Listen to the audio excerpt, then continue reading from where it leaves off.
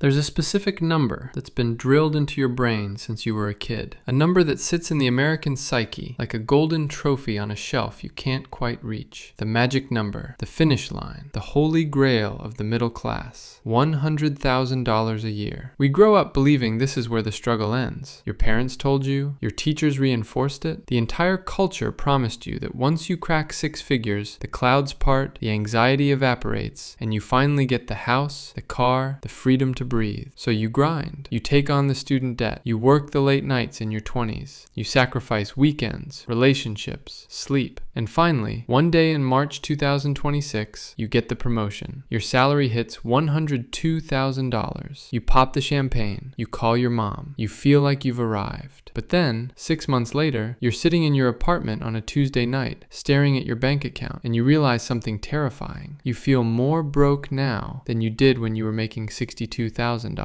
You have more debt, less free time, higher stress, and your savings account is somehow shrinking. You look around and think, what the hell happened? I'm supposed to be winning. You aren't crazy. You aren't bad with money. You're the victim of a complex mathematical scam called the middle class squeeze. You walked into a structural trap where the government, the banks, and the inflationary economy conspired to confiscate every extra dollar you earn before you ever get to spend it. You thought you were climbing a ladder. You were actually stepping onto a treadmill set to max speed. My name is Grayson Cole, and I spend way too much time dissecting the financial lies we tell ourselves to sleep at night. If you're a high earner who secretly feels like you're living paycheck to paycheck, or if you're chasing that next promotion thinking it'll finally fix your life, make sure to hit that subscribe button and give this video a thumbs up, because today we're performing a forensic audit on the six-figure lie. We're exposing the brutal math of marginal tax brackets, the benefit cliffs that punish success, and the psychological warfare of lifestyle creep,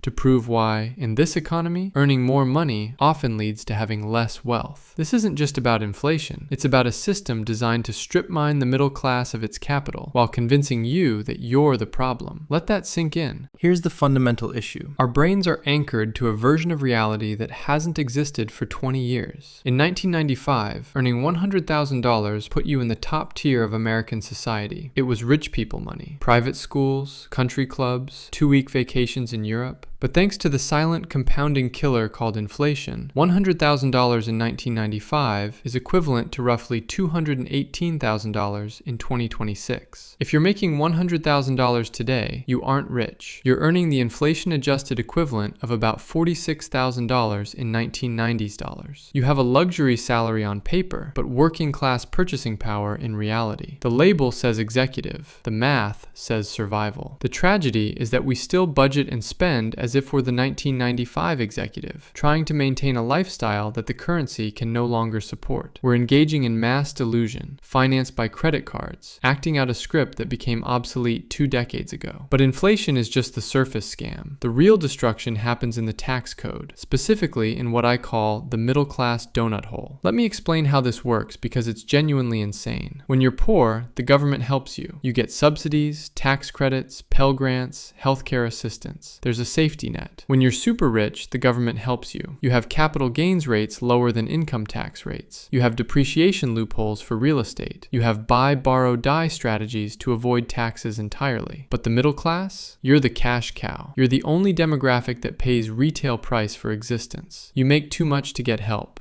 You don't make enough to rig the system. You're stuck in the middle, paying the bill for everyone else. Let's look at what I call the raise trap. Something nobody warns you about in HR. You get a raise from $75,000 to $100,000. That's a $25,000 bump. In your head, you think, amazing, that's an extra $2,083 per month. That's a mortgage payment. But you don't get $2,083, not even close. First, you hit the progressive tax brackets. Your effective tax rate climbs. You aren't just paying more tax, you're paying a higher percentage on that new money. That $25,000 raise, after federal tax, state tax, and FICA, you're keeping maybe $16,000 of it. That's $1,333 per month. not $2,083. Already, you've lost $750 per month to the government, but it gets worse. Once your modified adjusted gross income crosses certain thresholds, around $85,000 to $90,000, depending on your filing status, you lose the student loan interest deduction. The government has decided you're too rich to deduct the interest on your student loans, so effectively, your student loan payment just got more expensive the moment you got a raise. You're being penalized for succeeding. Then there's the childcare cliff. This is the one that bankrupts young families. If you have kids, many subsidies or pre-K tax credits phase out as your income rises. In some states, earning an extra $10,000 puts you over the threshold for subsidized childcare. Suddenly, your childcare costs jump by $12,000 to $15,000 per year because you lost the subsidy. Do the math. You earned $10,000 more gross. Taxes took $3,000. Your expenses rose by $15,000 because you lost a benefit. You are mathematically poorer by $8,000 because you worked harder. This is a system designed to keep you on the treadmill, running into a headwind that gets stronger the faster you move. Now combine this structural robbery with the social pressure of the Henry demographic. High earner, not rich yet. This is a psychological trap.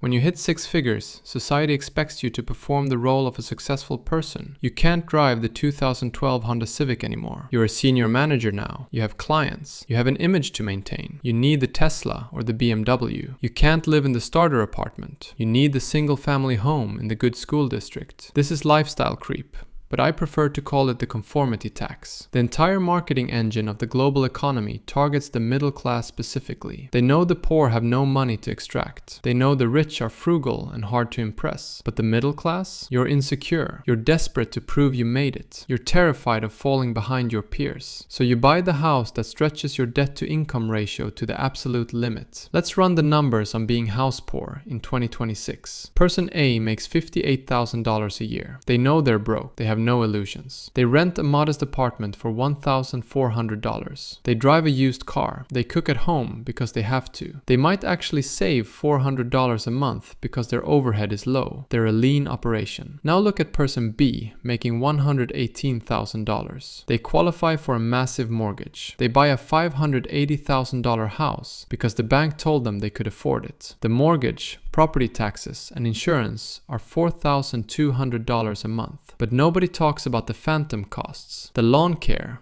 $150 per month. The HOA fees, $200 per month. The roof repair fund, the new furniture to fill the empty rooms. Then they lease 2 cars for $1,100 because they need reliable transport. They put their kids in private activities, travel soccer at $250 per month, piano lessons at $180 per month, because that's what successful parents do. At the end of the month, after the higher taxes and the status maintenance costs, person B making $118,000 often has zero left over. Or worse, they're running a monthly deficit, using credit cards to buy groceries. They have higher revenue but lower margins. They're a bloated, inefficient corporation heading for bankruptcy. Meanwhile, person A earning $58,000 is a lean, profitable startup. Person A is building wealth. Person B is building an Instagram facade funded by debt. Let that sink in. There's another hidden tax on the middle class that destroys your soul, the time tax. To earn $100,000 in 2026 usually requires a level of availability that's incompatible with human wellness. It isn't 9 to 5 anymore. It's the always-on email culture. It's Slack notifications at 9 p.m. It's unpaid overtime disguised as being a team player. It's the mental stress that follows you home and ruins your sleep. When you're making $42,000 in a shift work job, you clock out. You're done. The job stays at the job. When you make $100,000 in the knowledge economy, you never clock out. Your brain is always leased to the corporation. You're on call 24/7, even when you're technically off. And what do we do when we're stressed and time poor? We spend money to solve problems. We build a convenience industrial complex around our lives. We order DoorDash 3 nights a week because we're too exhausted to cook. That's $55 for a dinner that would cost $12 to make. We hire cleaners because we don't have time to scrub the toilet. $180 per month. We subscribe to 5 streaming services to numb out. $90 per month. This is decompression spending. A huge chunk of that 6-figure salary is spent trying to numb the pain of earning the 6-figure salary. You're paying a premium to survive your own job. You're in a cycle of earning money to pay for the therapy and takeout you need because of how you earn the money. This leads to the golden handcuffs. You might hate your job. You might want to quit and start a business or take a lower paying job with more purpose, but you can't. You've built a $100,000 infrastructure around your life. The mortgage, the car leases, the private school tuition. You've leveraged yourself based on the assumption that the income will always continue. You have zero optionality. The person making $58,000 with low expenses can quit tomorrow and figure it out. The person making $118,000 with high expenses is a prisoner. They have to tolerate the toxic boss, the layoffs, the Sunday scaries. They're owned by their own lifestyle. This is why you see so many people in their 30s and 40s who look successful on Instagram. Vacations in Tulum, new SUVs, designer clothes, but are secretly on antidepressants and drowning in debt. They fell for the scam. They thought the income number was the goal. But income is not wealth. This is the most critical distinction in personal finance. Income is just the speed at which you run. Wealth is how much distance you cover. If you're running at 100 miles per hour on a treadmill, you have zero wealth. You just have a lot of sweat and exhaustion. Let's talk about the retirement crisis brewing in the Henry demographic. High earners are notoriously bad at saving. Why? Parkinson's law. This law states that work expands to fill the time available. In finance, it means expenses expand to meet income. Every time you get a raise, you find a new need. You upgrade the internet speed. You switch from Target to Whole Foods. You trade the $40 gym membership for the $220 Equinox membership. You absorb the surplus instantly. This means a person making $145,000 often saves the exact same amount, zero, as the person making $52,000. But the person making $145,000 has a much bigger problem. They've developed a taste for a $145,000 lifestyle. To retire and maintain that lifestyle, they need millions. The person with the $52,000 lifestyle needs far less. The high earner has dug themselves a deeper hole. They've raised the bar for their own survival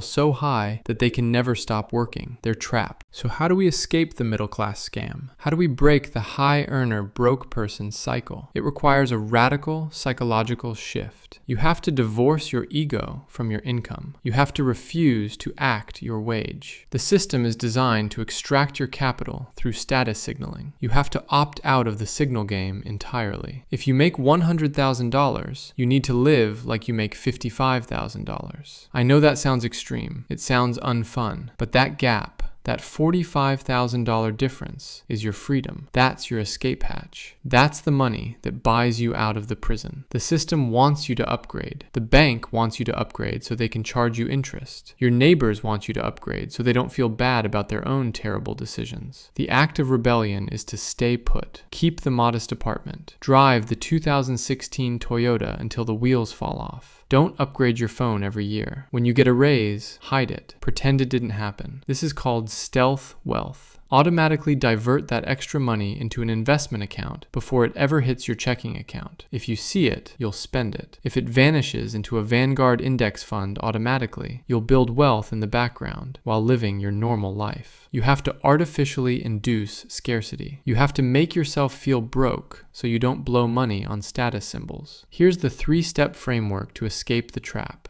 Step 1. Calculate your real take-home after the conformity tax. When you get a raise, don't calculate based on gross salary. Calculate based on net after taxes, lost benefits, and increased expectations. A $20,000 raise might only net you $10,000 after all deductions and lifestyle pressure. Know the real number. Step 2. Lock in your lifestyle at your previous income level. When you get promoted from $75,000 to $100,000, continue living on $75,000. Automate the $25,000 difference straight into investments. You never see it. You never miss it. You build wealth invisibly. Step 3. Redefine success as optionality, not consumption. The true flex in 2026 isn't the BMW in the driveway. It's the ability to lose your job and not panic for 2 years. It's the ability to say no to a toxic boss because you don't need the next paycheck to survive. It's having options. We need to redefine what middle class means. It shouldn't mean maximum consumption. It shouldn't mean keeping up with the Joneses, who by the way are broke and divorced. It should mean maximum optionality. Don't let the $100,000 number fool you in 2026. That number is the new baseline for struggle unless you aggressively manage your overhead. Stop chasing the salary and start chasing the net profit of your life. Because at the end of the day, it doesn't matter how much money flows through your hands. It only matters what sticks. You're not a conduit for the bank's profits. You're the CEO of your life, and it's time to run it like a profitable business, not a charity for luxury brands. If this video made you realize you've been running on a treadmill disguised as a ladder, share it with a friend who just got promoted. Save them from the trap before they sign the lease on the new car. Drop a comment with your income and your actual savings rate. Let's see who's actually winning and who's just performing. Thanks for watching, and I'll see you in the next one.